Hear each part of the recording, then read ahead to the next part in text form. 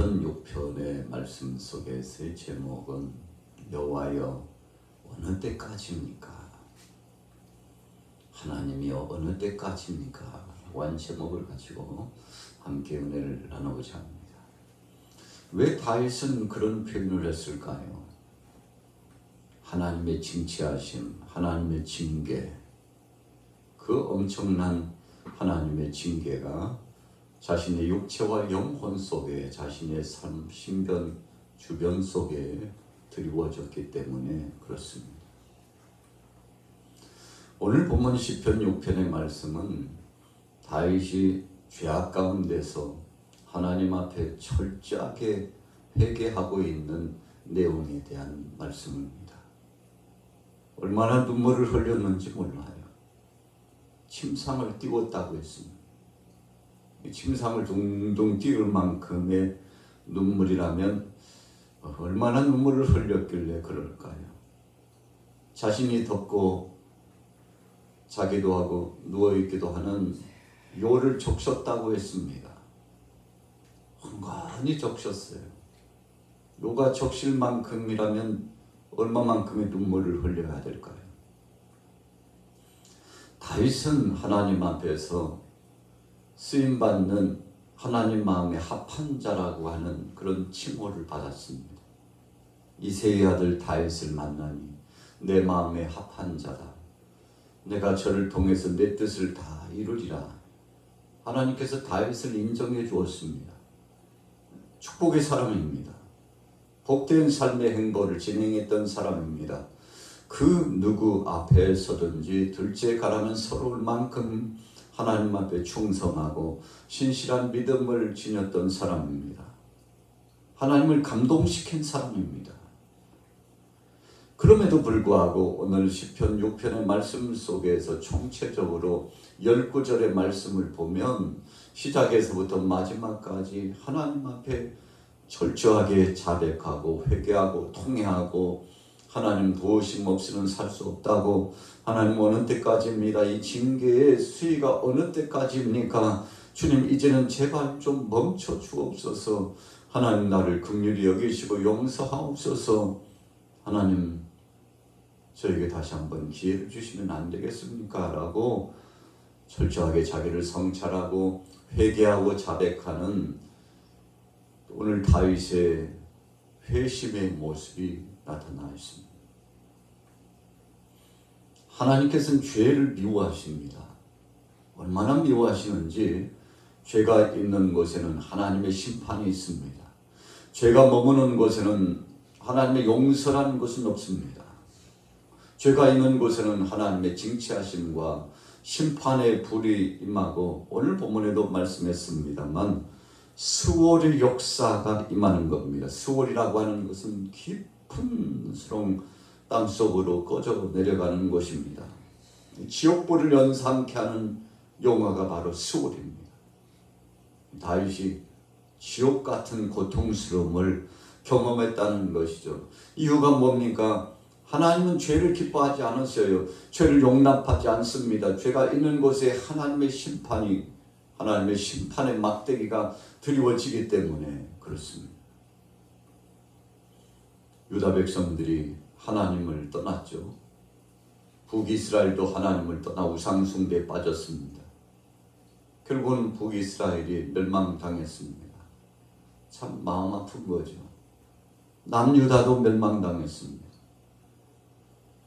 하나님께서 죄를 미워하시기 때문에 택한 백성들이었지만 누리며 살고 복을 누리며 은혜 안에 살아갔지만 하나님이 징치하실 때는 무서울만큼 싸늘한 냉기가 몰아쳐오고 인정사정 없이 하나님께서 심판하셔가지고 북이스라엘은 아수르에, 남유다는 바벨론에 결국은 멸망당할 수밖에 없고 70년 동안 바벨론의 포로로 지내면서 서름과 압박과 고통과 눈물과 탄식과 멸망의 쓴 잔을 마시게 되었죠. 얼마만큼이었습니까? 하나님의 징계 수위가 거룩한 성전을 파괴하고 불태워서 없애버리고 짓밟히고, 그리고 성전 안에 있던 귀한 것들은 다 빼앗아 가고 나라는 초토화가 됐습니다. 70여 년 동안 참 황막한 땅이 되었습니다. 황량한 땅이 되었습니다. 사람들이 정상적으로 살 수 없는 땅이 되었습니다. 소망도 비전도 없는 땅이 되었습니다. 택한 백성들이 하나님을 떠나고 우상 숭배했기 때문에 땅이 이 백성들을 토하여 내친 겁니다. 여러분, 이것은 비극 중에 큰 비극입니다. 우리나라도 역사적으로 보면 외세 침략에 짓밟힘을 당하고 나라가 얼마나 어지러워졌는지 우리가 한국사를 공부하여 보면 엄청나게 외세 침략을 받고 참 잠시도 평안한 날이 없을 만큼 잊어버릴 만하면 외세 침략을 받고 짓밟힘을 당하고 나라가 온통 쑥대밭이 되고 참 괴로움과 아픈 그런 시절들이 지나갔습니다. 여러분, 이런 이유가 왜 그럴까요? 우리가 역사적으로 보면 역사는 교훈적인 의미가 있다고 그러죠. 그래서 역사를 통해서 깨닫고 역사를 통해서 우리 자신을 성찰하고 되돌아보고 교훈 삼지 않는 나라는 소망 없다고 그러죠. 그러나 지나간 이력의 과거의 역사를 보면서 이때는 정말 우리가 해서는 안 될 짓을 했다. 하나님 앞에 엄청난 죄를 범하고 하나님 뜻을 거스렸다. 우리 사랑하는 국민들, 민족들이 하나님 앞에서 죄를 범하였고 신실한 믿음으로 살지 못했다. 하나님의 심판은 마땅한 거였고, 그리고 돌이켜보면 우리가 다시 한번 정신을 바짝 차리고 역사의 교훈 앞에서 다시는 이런 죄를 범하지 않고 이런 실수를 범하지 않고 이런 과오를 범하지 않고 반복적인 그런 실수 범하지 않고 이제는 정신을 차리고 깨어서 나라를 강건케 하고 굳건히 지키고 어떤 세력도 넘보지 않도록 나라가 운전할 수 있도록 온 국민들이 단합하고 연합해가지고 나라를 지켜나갈 것이라고 근면하고 성실하고 충성된 마음을 가지고서 이 나라, 이 민족, 이 땅을 지킬 것이라고. 여러분, 이와 같이 생각하는 민족은 어느 민족이나 새로운 소망이 있었습니다. 도저히 일어날 수 없을 것 같은데도 하나님께서 기회를 주시고 새롭게 하여 주셨습니다. 오늘 다윗이 시편 6편의 말씀을 통해서 다시 한번 기회를 얻는 소망을 얻은 이유가 무엇입니까? 철저하게 자기를 성찰하고 회개했기 때문입니다. 여러분, 그래서 우리가 실패의 쓴 잔을 마시고 고통의 쓰디쓴 쓴 잔을 마시게 되면 자기를 돌아보고서 새 마음을 갖고 신령한 심정을 갖고 하나님 안에서 깨어 있어야 되는 것이죠. 그렇게 되기만 하면 하나님께서는 미쁘고 의로우사 돌이키시고 새롭게 하시고 강건케 하시고 회복시켜 주시고 온전하게 하시고 담대하고 힘있게 일어날 수 있도록 하나님이 역사해 주시는데 참 하나님의 은혜죠. 자, 본문으로 돌아가 봅니다. 시편 6편 1절에 여호와여 주의 분노로 나를 책망하지 마시오며 주의 진노로 나를 징계하지 마옵소서. 여호와여 내가 수척하여 싸우니 내게 은혜를 베푸소서. 여호와여 나의 뼈가 떨려오니 나를 고치소서. 여러분, 복된 사람은 자기 자신이 얼마나 큰 죄인인가를 깨닫는 겁니다. 우리가 회개를 하고 하나님 앞에 내가 죄인이라고 고백하면 혹자들은 그렇게 생각할지 몰라요. 참 창피하고 부끄럽다. 내가 내 인생이 어쩌다가 이렇게 됐나 하고요. 수치심을 느끼고 모욕을 느끼고 고통을 느끼고 그 쓴 잔 앞에서 거꾸러져 버리고 이제 내 인생 끝났다. 여러분, 그러나 나 자신을 돌아보고 회개하고 철저하게 자복하는 이 시간은 어찌 보면 수치스럽고 영광도 없고 참 모욕스러운 것 같지만, 그러나 그것을 달게 받으면, 믿음으로 받으면, 하나님 앞에 감사함으로 받으면 하나님께서 그 사람에게 새로운 기회를 주시고 그리고 능력과 은혜를 더하여 주시는 것입니다.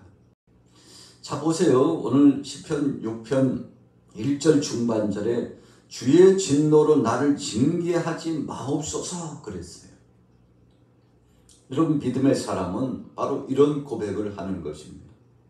주님 그 징계로 주님 나를 다시 한번 때리시고 채찍하셨지만 이제는 기회를 허락하시고 은혜를 주시고 새롭게 하여 주신 것을 감사합니다.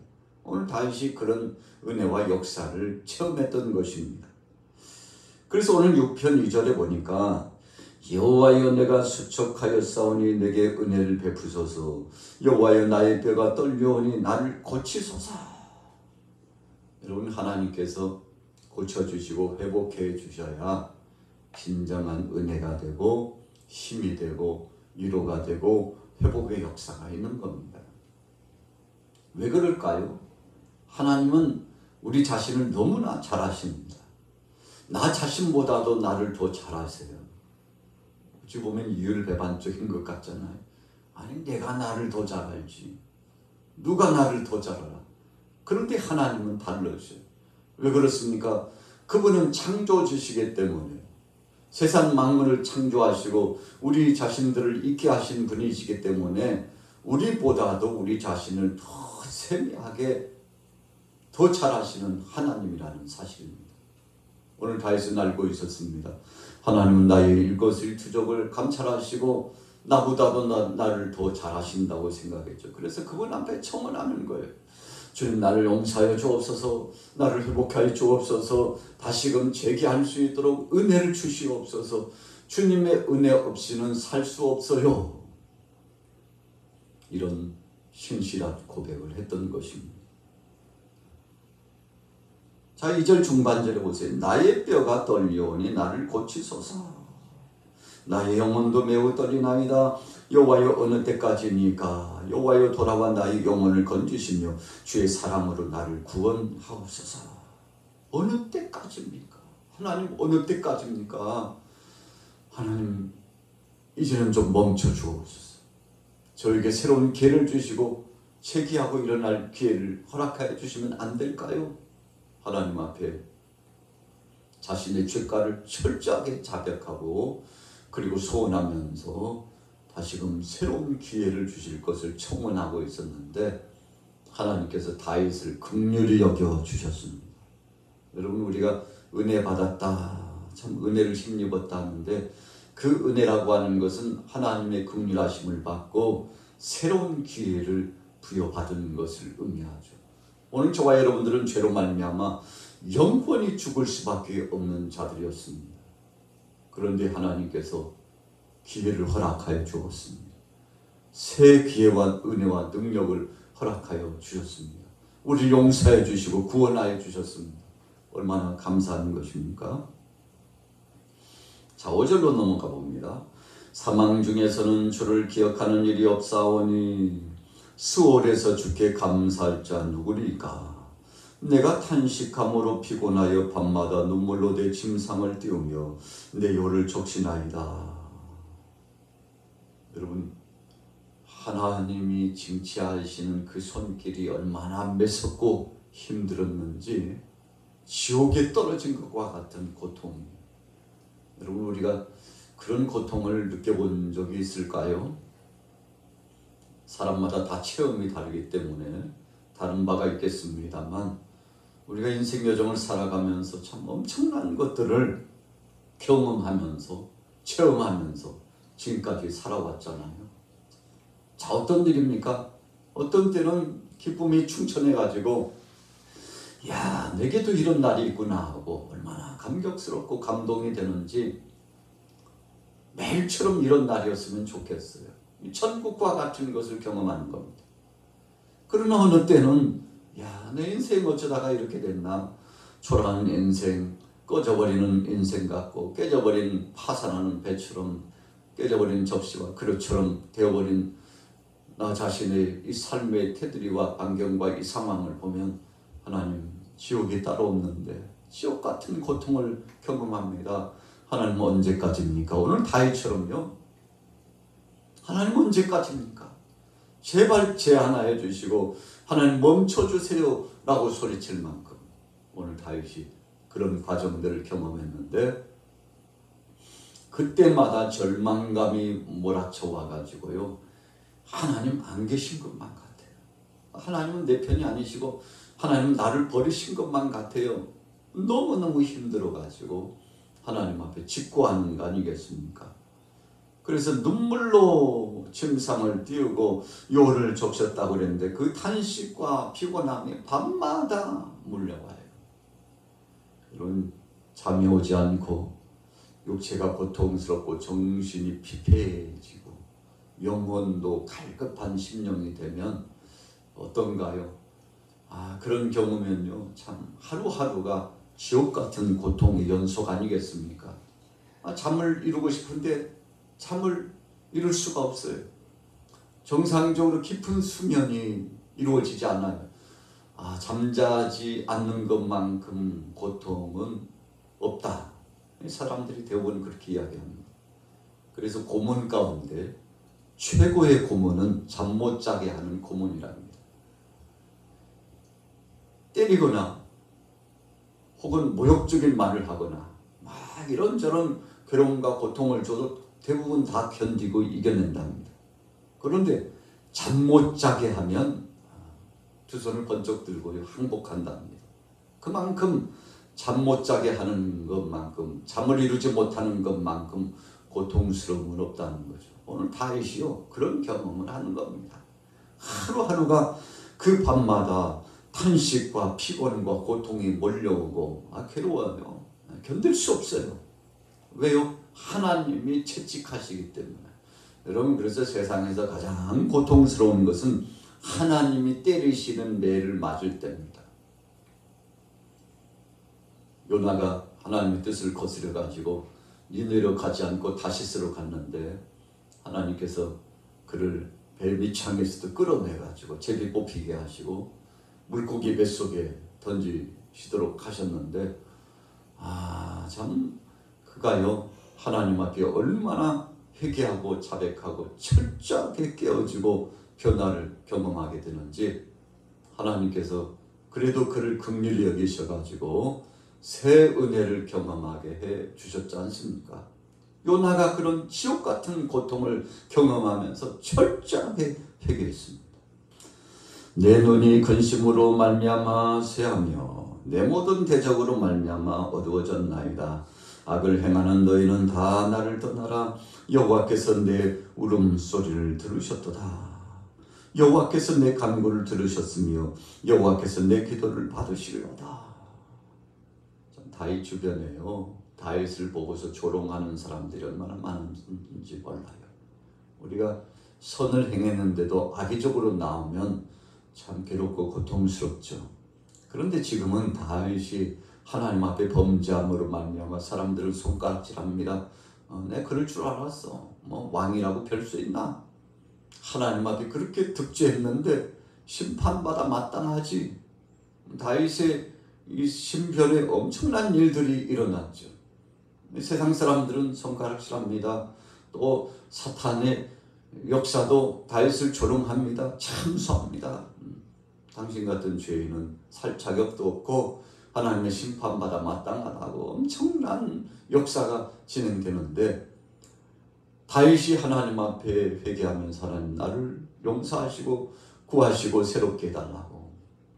그러면서 다윗이 또 다른 한편의 기도는 자신도 죄인이지만 또 다른 악한 자들이 다윗을 향하여서 끊임없는 대적과 그리고 다윗을 위하고자 나오는 것을 보면서 하나님은 나뿐 아니라 또 다른 악한 자들도 심판하시는 하나님이라는 것을, 하나님은 정의의 하나님, 공평의 하나님이시라는 것을 선포하고 있는 겁니다.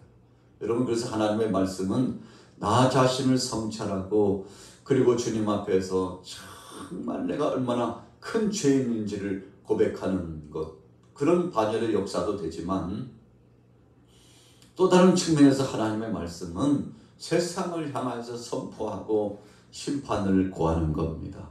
그래서 하나님의 말씀은 우리 자신에게도 세상의 모든 사람에게도 적용된다는 사실을 우리는 잊어서는 안 됩니다.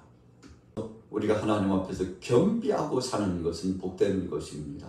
하나님, 나를 용서하여 주옵소서.